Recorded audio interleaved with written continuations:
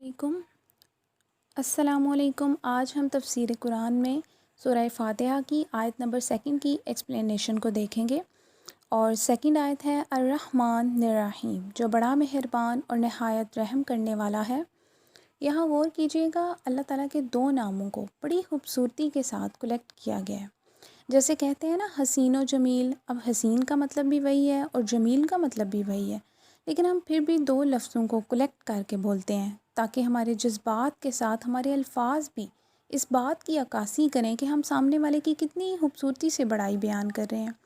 تو اسی طرح یہاں اللہ تعالیٰ کے خوبصورت ناموں میں سے 2 خوبصورت ناموں کو کلیکٹ کیا گیا ہے۔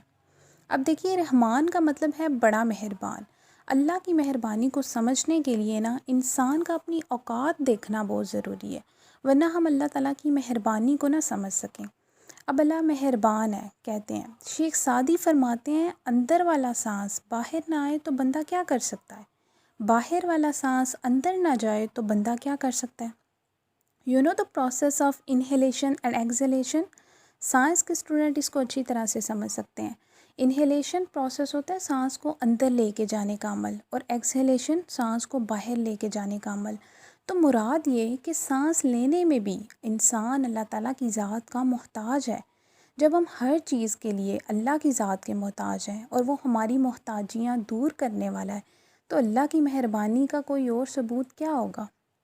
بینگ اے مسلم، اللہ پہ ہمارا یقین ہے بنا دیکھے، لیکن عقل اور دلائل اس بات کو ثابت کر دیتے ہیں کہ واحد اللہ ہی ہے جو مہربان ہے، اور انسان ہر لحاظ سے اس ذات کا محتاج ہے۔ اللہ تعالیٰ رحیم بھی ہے۔ اب اللہ تعالیٰ کی رحیمی کو دیکھنا ہو تو ذرا خود کی ذات پہ غور کیجئے گا۔ دیکھیں، ہم جب کسی کے ساتھ اچھا سلوک کرتے ہیں اور وہ رسپانس میں ویسا سلوک نہیں کرتا ہمارے ساتھ، یا پھر برا سلوک کرتا ہے، تو جو گوز بمپس ہوتے ہیں، یہ جو باڈی پہ ہیئرز ہوتے ہیں، یہ کھڑے ہو جاتے ہیں نا۔ ایک شاکنگ سی کیفیت آ جاتی ہے کہ ہم نے کسی کے ساتھ اچھا سلوک کیا اور بدلے میں کسی نے ہمارے ساتھ کیوں برا سلوک کیا۔ تو اللہ کی رحیمی کو ذرا دیکھیے گا، محسوس کیجئے کہ اللہ کتنا مہربان ہے انسان پہ، اللہ کتنا رحیم ہے۔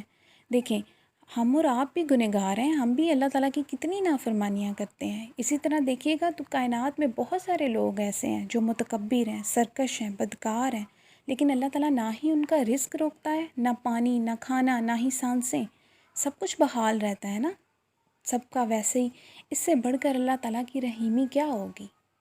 Now the explanation of second ayat completed۔ دعاؤں میں یاد رکھیے، اللہ نگہبان۔